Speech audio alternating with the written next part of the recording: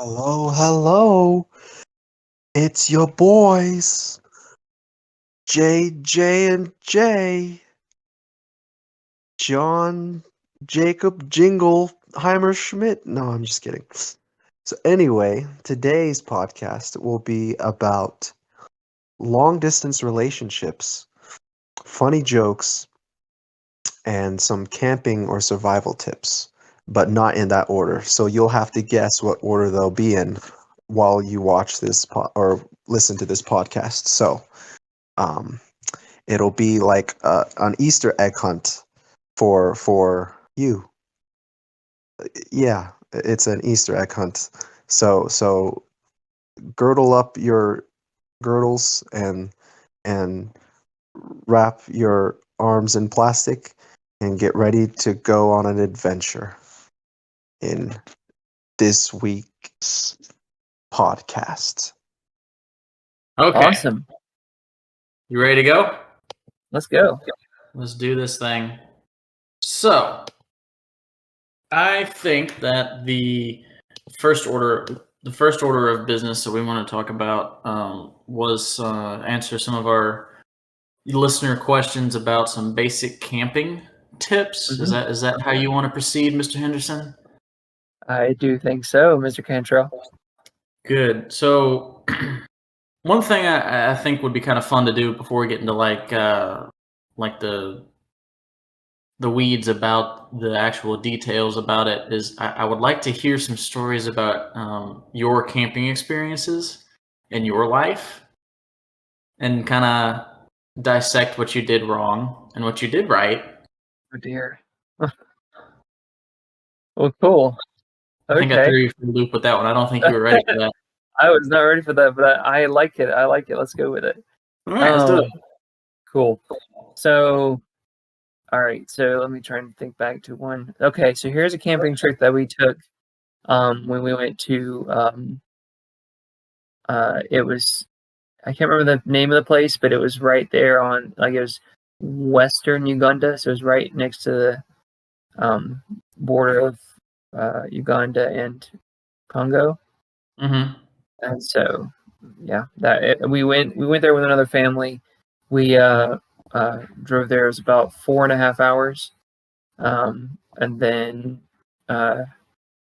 we found a camp spot. So we had like the campsite where they had it was like kind of it was like steps, right? So they had different like level planes that were set up like descending steps like stairs.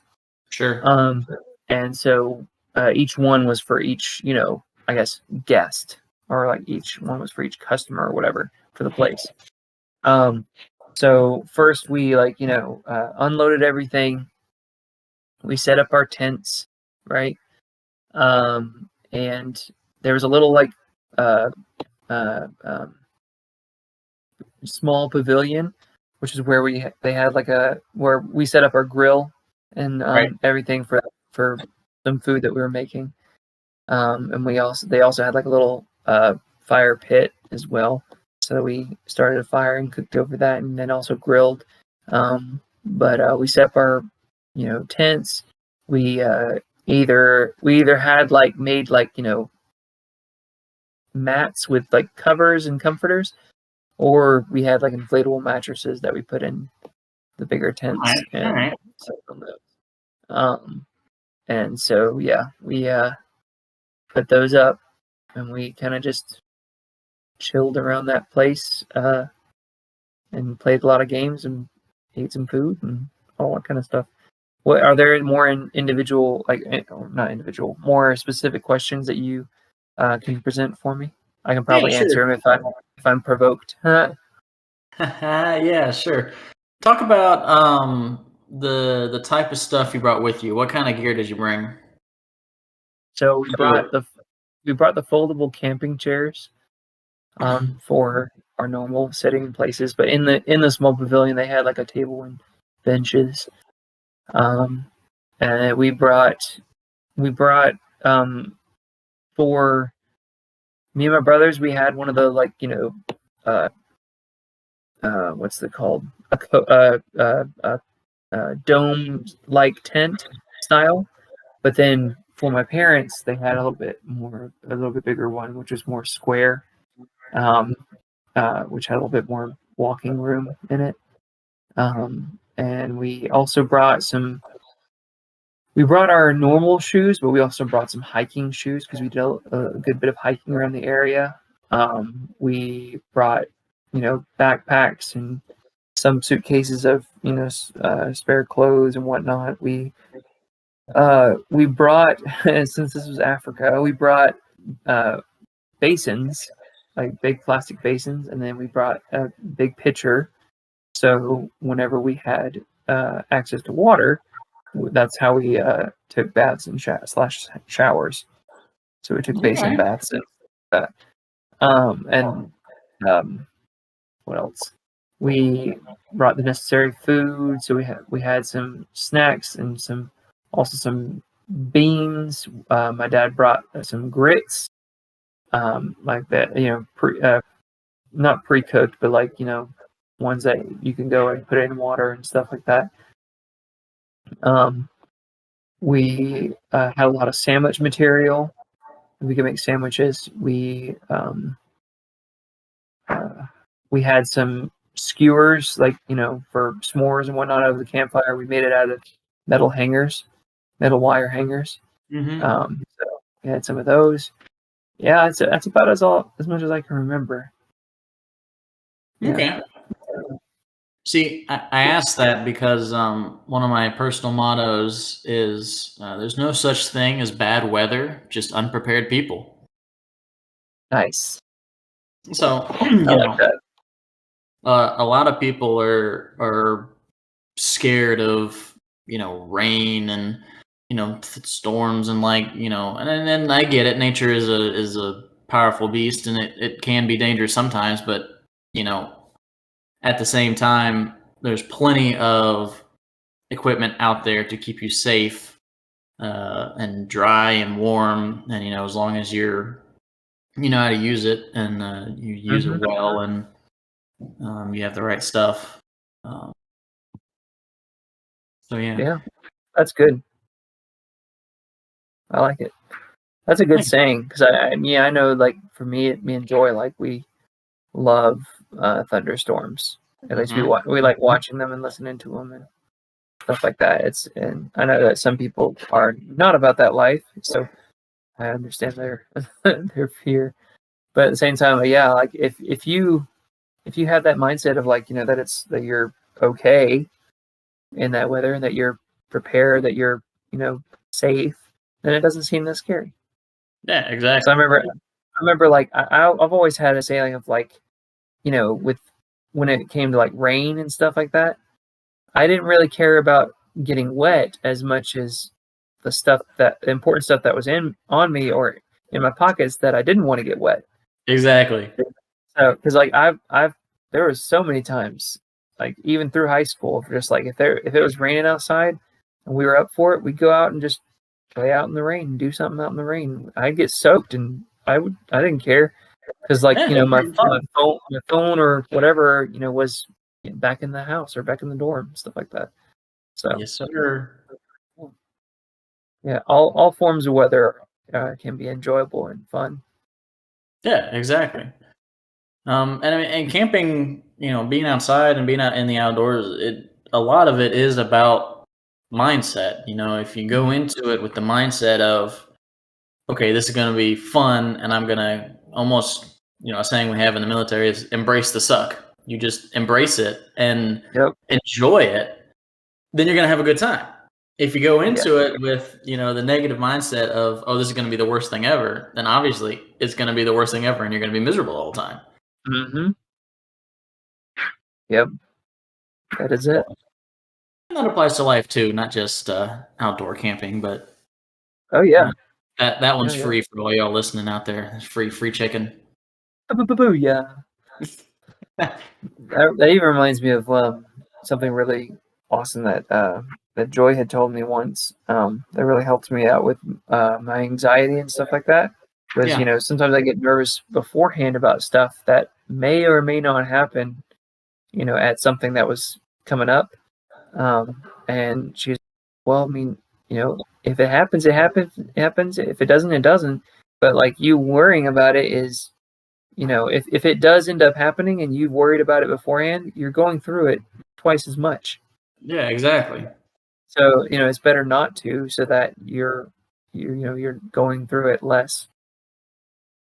Because Yep. if it happens, then there's nothing you can do to stop it or change it.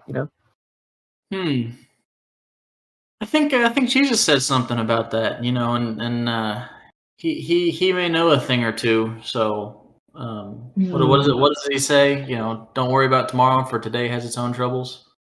Or Oh something. yeah. Something about there's a great guy, that was here with us a long time ago and is now everywhere, even though he was everywhere all the time. I'm tripping up on my theology now. I gotta stop. Yeah. This is not a theology podcast, and not episode, not a theology episode. But yeah. But yeah, so I take it that getting back to our original conversation, about camping and stuff, that you enjoy camping. Oh, very much. I love You camping. enjoy being Yeah. outside. Oh yes. Yes. Yes. Do I feel like outdoors is where I feel closest to God. Mm. Mhm. That's good. It's not like he made it or anything, so that would make sense. Yeah, there you go. That's it. No. Yes, but no, I love camping. I wish that I had the time / resources to do it again, which I do, but at the same time, it takes a lot of preparation. That's something that not many people know about, is that camping does take a lot of preparation. This is true. It does take some forethought and some planning, and that's actually probably the most important part. Excuse me, important part of any trip is the preparation beforehand, because you want to make sure that you know, one, where you're going to go, so that you can learn the weather, or at least get a general forecast so that you can pack the right equipment, so like if it's going to be, if you're going camping in the mountains somewhere and it's going to be 20 degrees, you don't want to pack shorts, right? Because that makes sense, right? You want to pack, so you want to layer, you want to get some base layers, you want to get some stuff in the middle, you want to get some heavy outer garments, to keep you warm, and dry and all that kind of stuff. But then you also gotta, you gotta think about your food, so you gotta plan out how many days you're gonna go, how many nights you're gonna spend out there. If you're just going for a weekend, Friday night, Saturday night, into Sunday morning, then you can survive on, if you pack a few lunch meats and some bread, you can make that work for the weekend, and you'll be okay. But if you're gonna be doing like a full week or month long backpacking extravaganza, you got some more planning to do. You got to think about what you're doing, where you're going, how many miles you're gonna go a day, where you're gonna be your quote unquote refuel points, where you're gonna restock your food, where you're gonna get your water, all that kind of stuff. Yep. You even think about the type of food that you're making. Does that require extra appliances? Yes. Yeah, because you're gonna be super limited. You're basically gonna have a fire. You can boil some water, and I mean, it's about it. Yep. Yeah. Now, if you rent out like a what do they call them? I'm blanking on the name of them, but they're like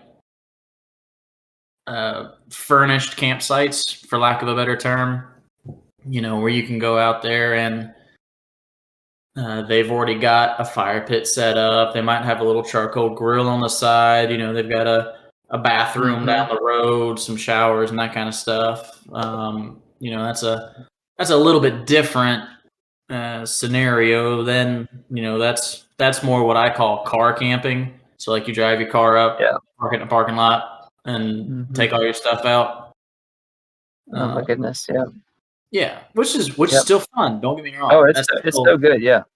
That's your more. You're going out to the lake. You're gonna set up a tent. Right there on the shore. You're gonna fish. You're gonna grill out. That's like a super relaxing. Just I'm gonna spend a weekend in the woods, Yep. out on the water. Like that's just There you go.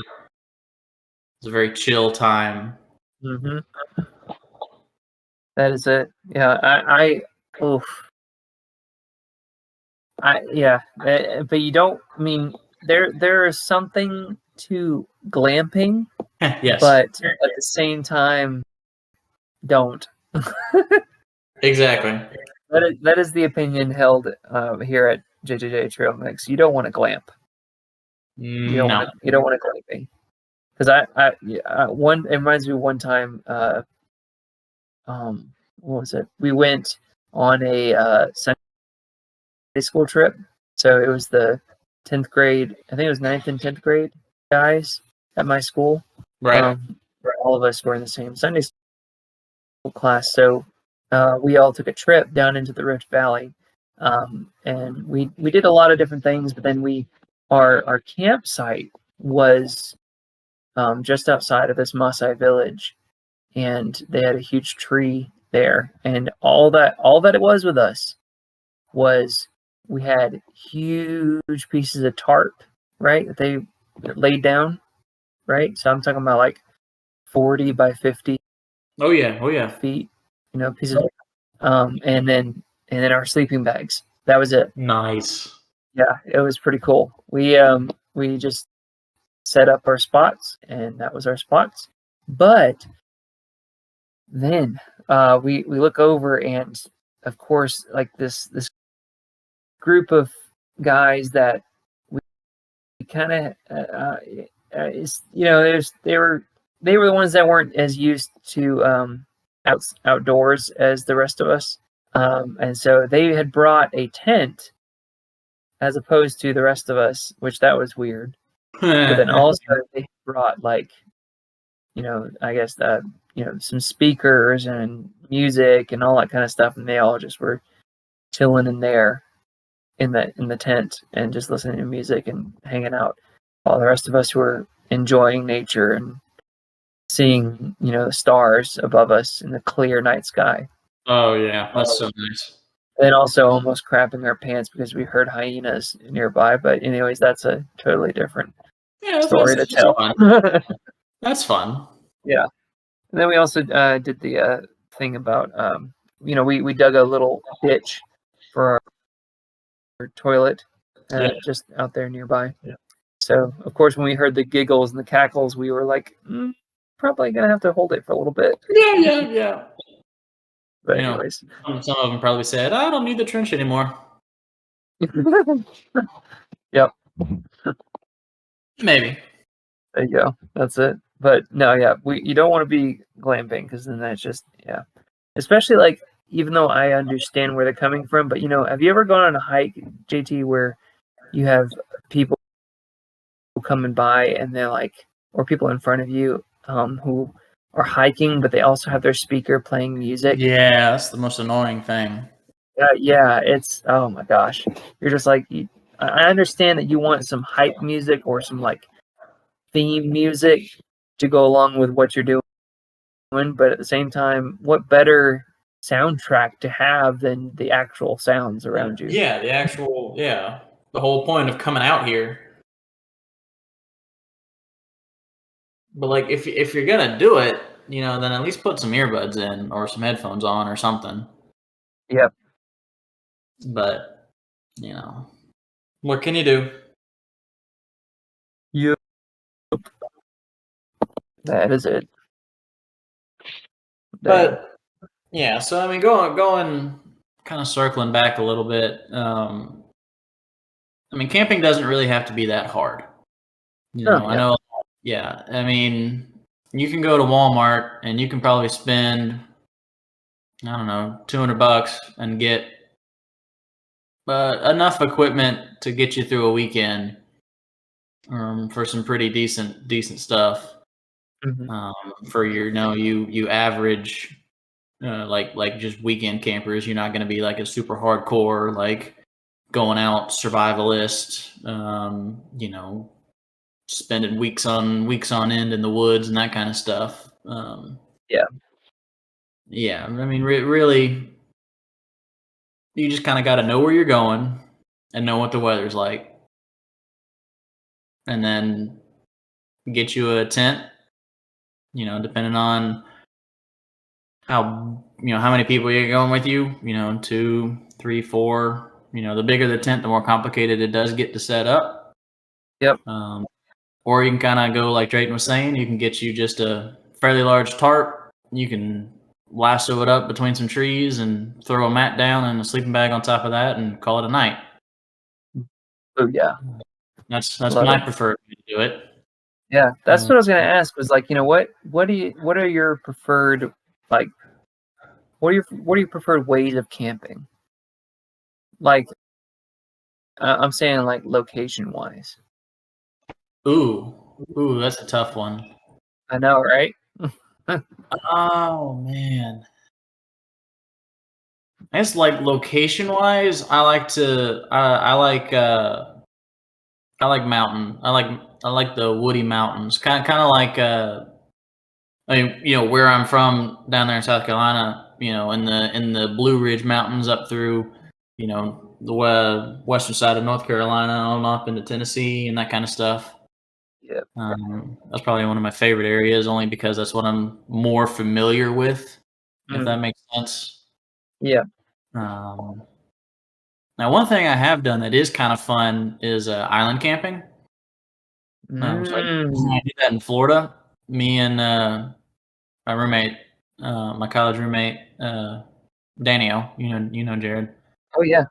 Um, Me and him threw a tent and some sleeping bags in a canoe and paddled out to an island off the coast of.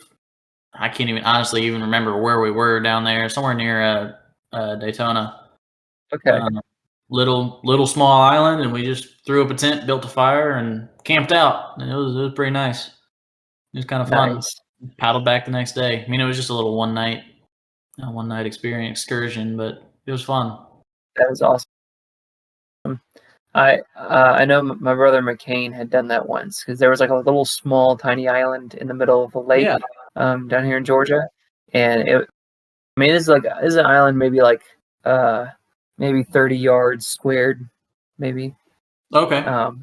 So it was they canoed there, like just as it was getting dark, and for me who has like what's technically called thalassophobia, which is like the phobia of like not knowing what's underneath deep water.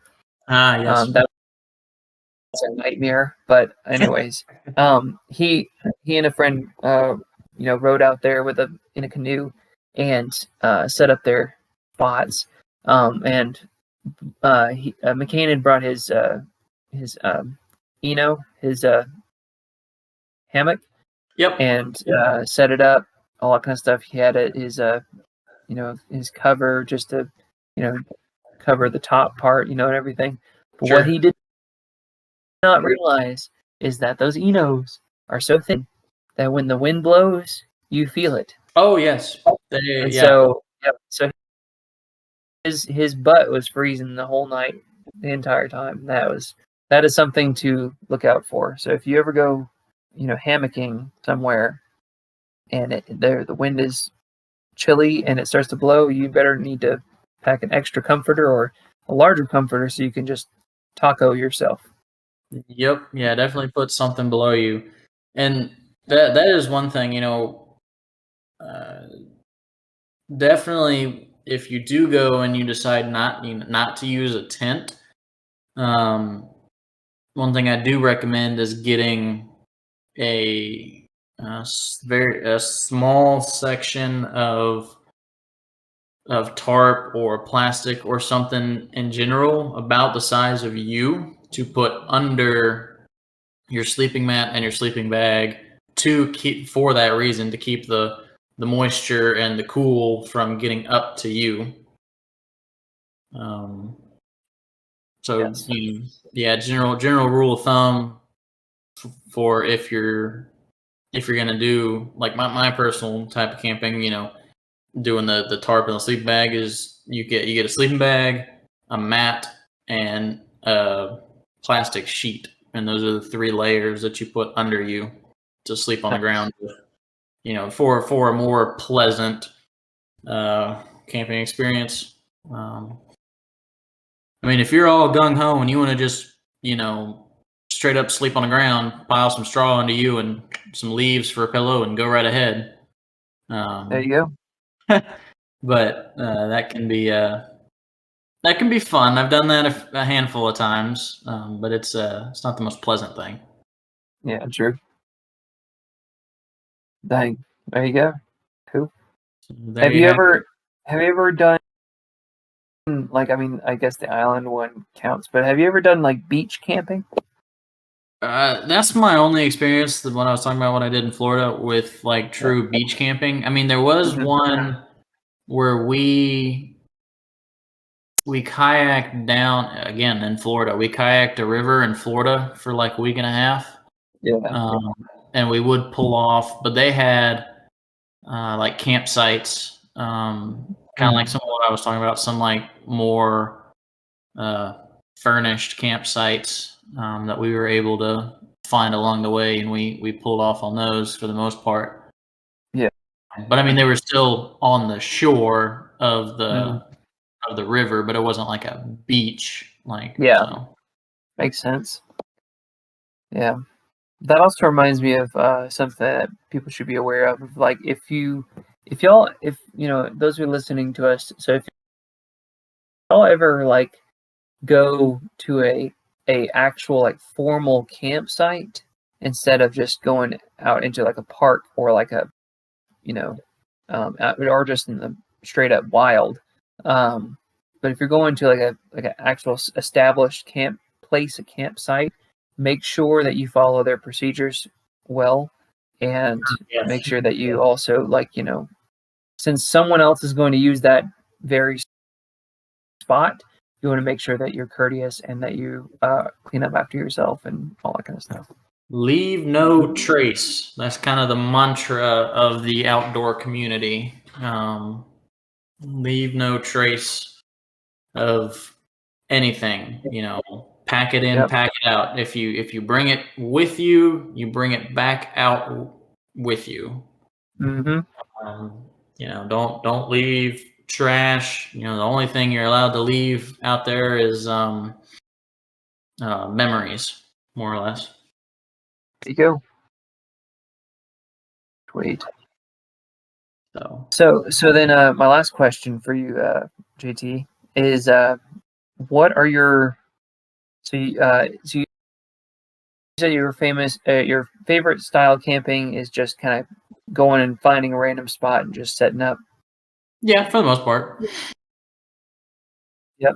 So you wouldn't have like you prefer that more than to like an established camping place, right?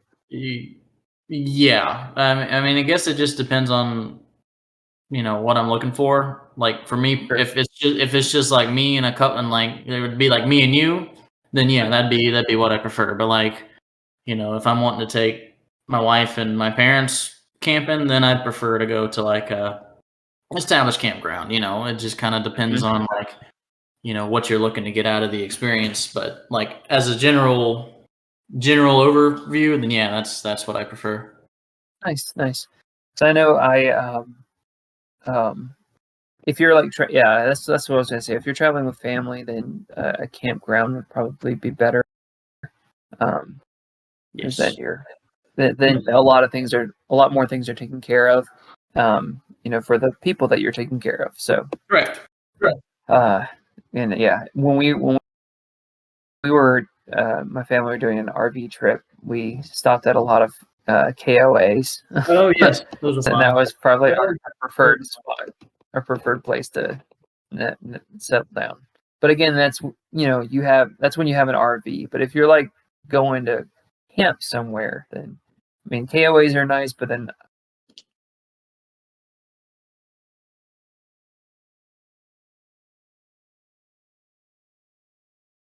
Yeah, exactly. yeah. So, I lost you. I'm sorry. I didn't hear what you said. Which where did you leave me? I lost you at KOA or KOE campground, and then you cut out. Oh, okay. Well, I was gonna say like that's usually that was usually our preferred spot when we were on that trip, and so but again that you're traveling in an RV, so that would be a logical place. But if you're just going if you're going camping, then KOA is nice, but then you also want to try and my overall preference would be to Bear Grylls it. Something like that. I'm always a fan of the more extreme experiences. I'll have to take you on. Well, actually, rewind that. You would have enjoyed. I took a class on wilderness survival in school, Mhm. and so like the culminating event, it wasn't very long, but we spent 3 days with nothing but clothes on our back and what we could stuff inside of a 1 liter little Nalgene water bottle. Dang. And so it was a lot of fun because we were graded on like building a shelter, starting a fire, finding some kind of food, and we even made. I don't think I actually got anything. Well, actually, I know I didn't get anything, but I made a little trap in hopes of catching like a little squirrel or a rabbit or something. Nice. With some rope, and I didn't get anything, unfortunately. Oh, dang. But and then Yeah. we just basically our professor hiked us out in the woods, dropped us off, and said, "All right, I'll see you in 3 days." It was kind of Wonderful. fun. That's awesome. Where you were also allowed to take stuff that that you was on your person, right? You were allowed stuff that you could fit on your person. It was very limited. I mean, Ah, if you were wearing a raincoat, then she wasn't going to say anything. But it was limited. nice. But it was a lot of fun. Yes, sir. So, anyone out listening, if you've got any more specific questions that we didn't talk about, feel free to let us know. Drop it in the comments, whatever. We'll be glad to go more into detail about different stuff, different recommendations on gear and locations and stuff. If you're interested in that, just let us know. Sweet. All right, and our next little bit that we're going into is going to be our every so often relationship advice. So I mean we can edit this out or not, but last time that we talked about it, we talked about the difference between dating online or dating in person kind of thing. As in the initial steps. Of course, we would always want you to. We'd always suggest that you end up being in person together as the relationship progresses. True. But in the first initial steps, there's a good bit of difference. But anyways, today we're going to be talking about the overall stuff about long distance relationships. The ever dreaded distance.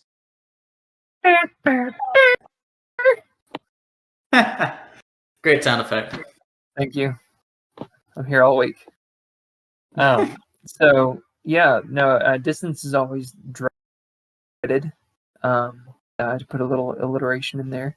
And yeah, but it comes with it's no matter what it's going to be a challenge, and it's going to be something that you'll have to power through. But there are a lot of creative ways to trudge through it, and to even make it fun. But there's also sometimes that it can really, what's the word? I can't think of it. Gosh dang it. My wife Joy is is in the other room and she's yelling out, "It sucks."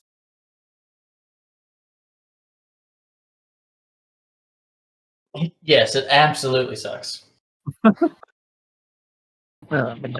But yeah, no, it can take a toll, in other respects. Yeah. So Definitely not fun. yeah, definitely. JT, why don't you share some experience of what you got from long distance, just the good and the bad. Good and the bad. Well, I guess the good is that it is doable. Yeah. Because for those that have been paying attention, my wife and I are currently long distance as I'm on mission in DC and she's back home in South Carolina. She actually just left this morning. I went back home. She was able to come spend about 2 weeks ish with me. So that was like super nice. But it is a challenge as it's hard not to see each other and to be with each other, and part of being married is being able to be with each other all the time. And that that's one of the nice perks, is getting to have someone there by your side pretty much all the time. Can also get kind of annoying sometimes, but the good outweighs the bad in that instance. Drayton, Oh, don't very leave me much. hanging. Don't leave me No, hanging in yeah, this one. no, you're good. Yeah, yeah. It very much outweighs the bad. Oh yes, definitely. Yeah. What's been I'd say, like, for you, what's been the hardest thing other than the obvious, like, not being there, but what's been some of the harder things that you've been experiencing so far? um, I would probably say it's our communication and decision making process.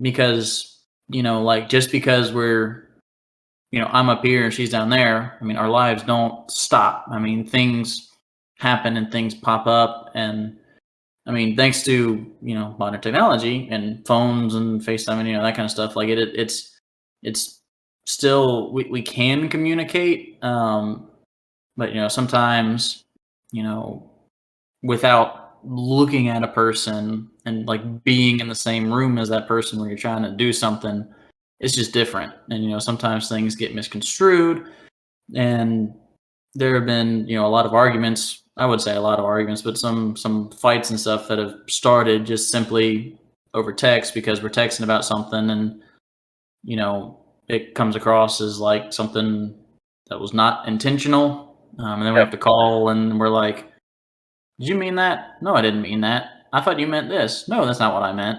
Oh, okay. We're good. And then we're good. Yep. Yep. Um, Yep. Yep. but then, it also is a challenge with, it kind of in light of that, making decisions and doing things. So like, I can't really think of any good examples, but just if something pops up and we got to make a quick decision, um, we like to talk about, we talk about things first. We weigh our options. Okay, if we do this, what's going to happen here? If we do this, what's going to happen there? Whatever. Mhm.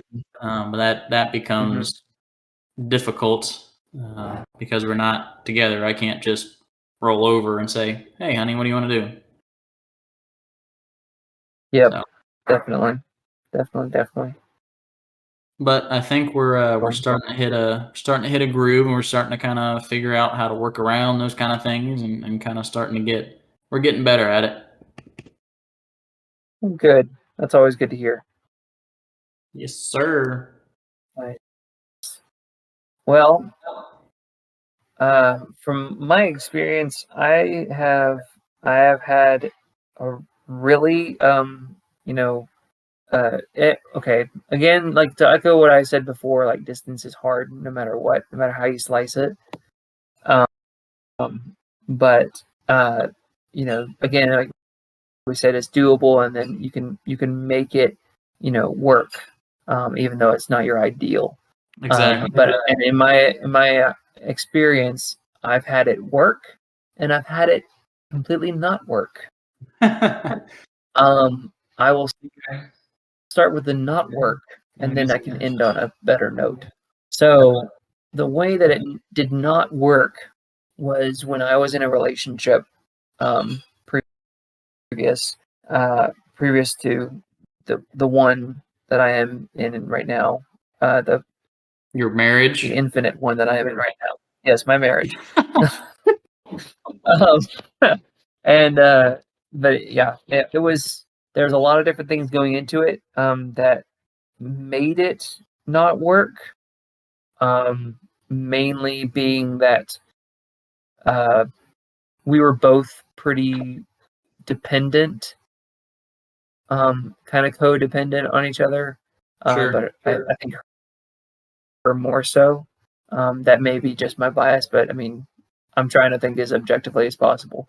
But also, like, it was also, there was also some factors to where, like, she did not have many other people to vent to. That was a big thing that did not make it work. And before anybody says anything or thinks anything, like, the thing is that I'm talking about venting even about me. Yep. So, like,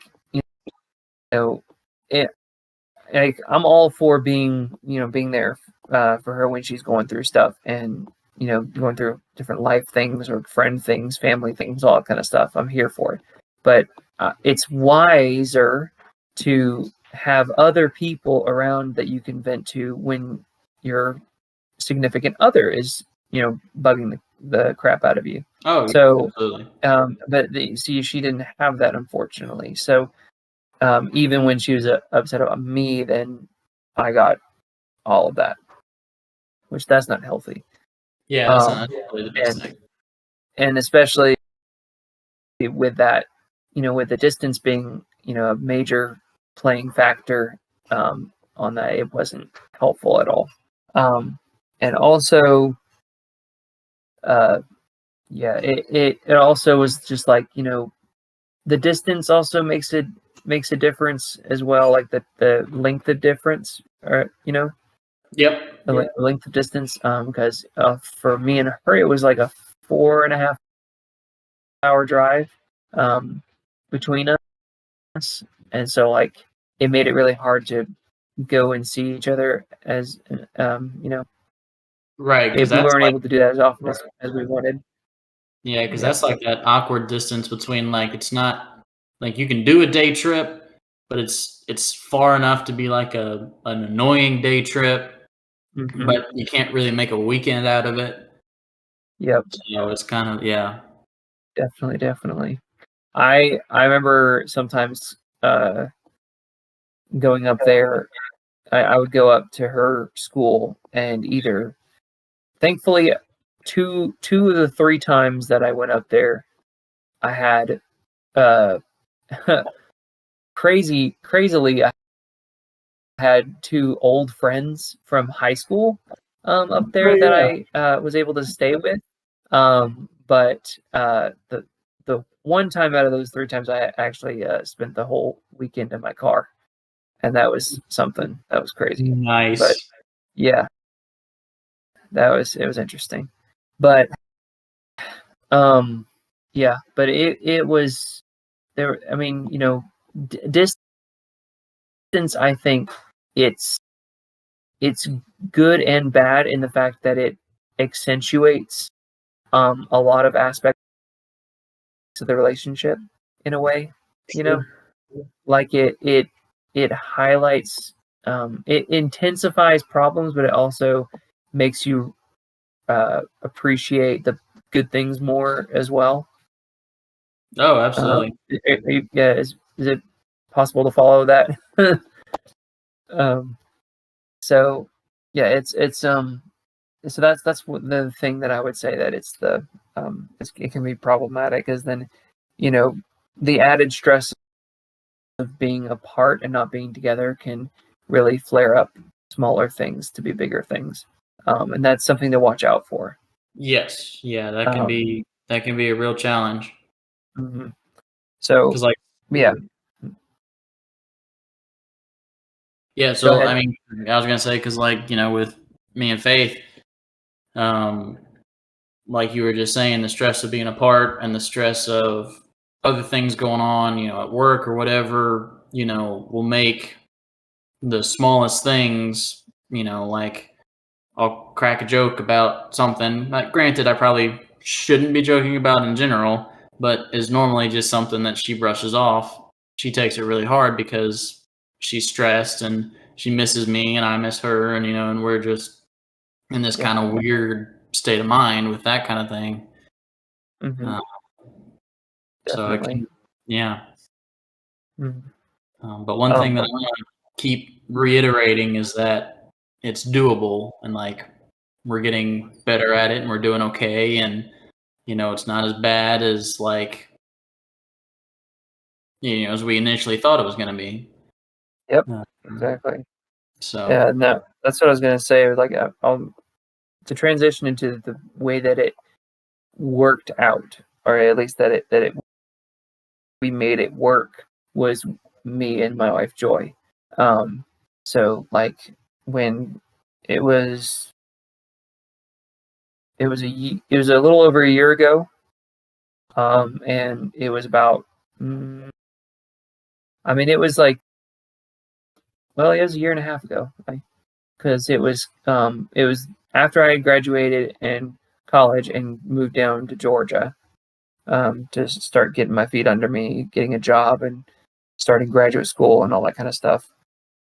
But she stayed up at uh, at our alma mater, North Greenville, and so she was, at that point she was just like a 2.5 hours away, so it wasn't that bad at first, because that's easy trip to go and see her every once in a while, or pretty regularly, not super regularly, but yeah. sure.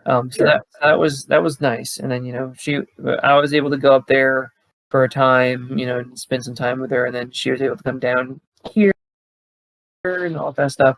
But then when COVID hit and it forced the school to go online, Joy didn't have she didn't have many options as to stay in South Carolina. She did stay with a family that she knew for a little bit, but then decided that it was just going to be better to maybe just move over back to Kansas, to where her extended family is, and stay with them. And that's where ended up she ended up leaving college and then finding a job or two over there in Kansas. So that went from a 2.5 hour drive to a possible like 12, 13 to even like 16, 17 hour drive. Oh yeah. So yeah, that was a big thing that we had to adjust to. And but the ways that we made it work, it don't get me wrong, it was rough and it was hard. We got through it, and it's because we knew that there was a possibility of us seeing each other again. I tried to hook up, to connect trips to try and go and see her, or her come and see me, which I did plan on going. I saw her twice during that time. One was where I went over to her, and that was actually when I proposed, and then Yeah. yeah, and then the second time was when she came over and went down to the beach with me and my family. So that was always good, because you always, no matter the distance, you always want to try and plan times to actually be together. You don't want to go through the whole thing long distance. I mean, if you are unable, then there's nothing you can do. But if you can, do it, because those are little breaths of fresh air to re-energize you for the next sprint. Yep, exactly. Yep. That's what I keep telling Faith. Like she was.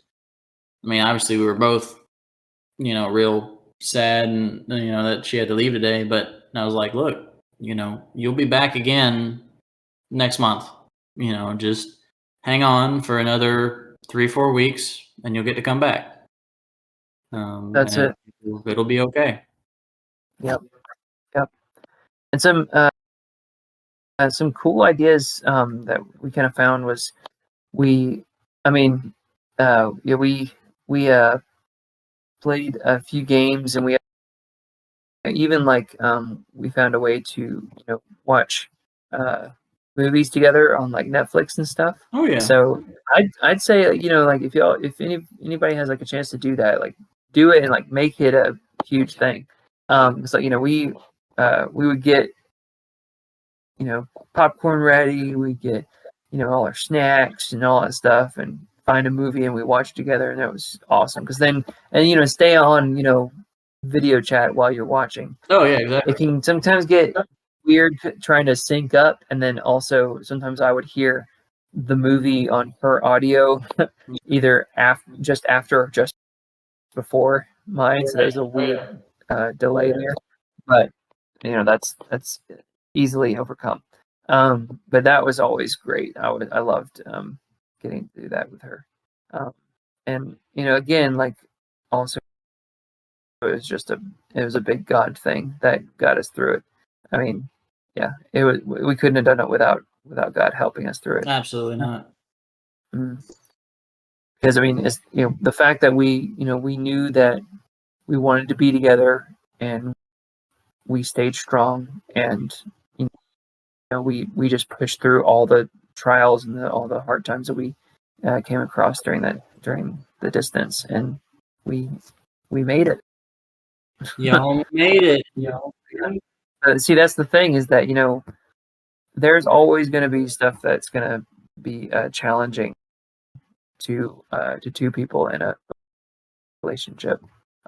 Doesn't matter if it's distance or it doesn't matter if you're apart or together. Like it's there's always going to be challenges, and so the better that you can find ways to get through those, then you just become stronger.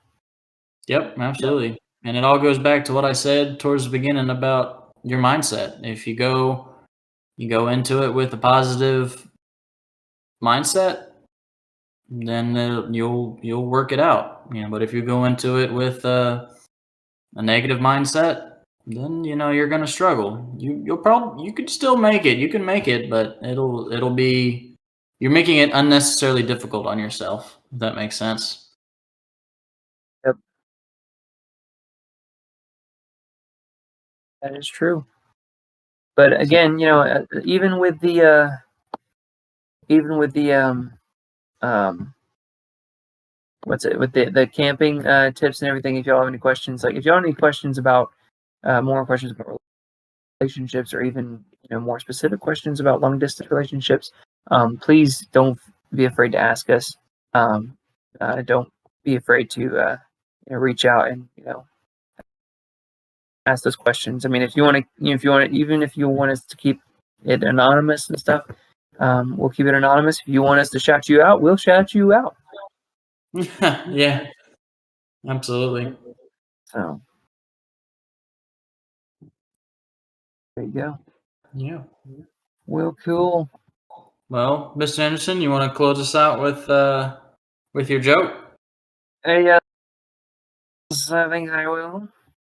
This is a goodie and a classic if you've heard it before. But if you haven't, please enjoy. So here it is. Here we go. What do you say to a person who is about to be crushed by a piano? What do you say to a person who's about to be crushed by a piano? I don't know. Hey, you better C sharp or you'll be flat.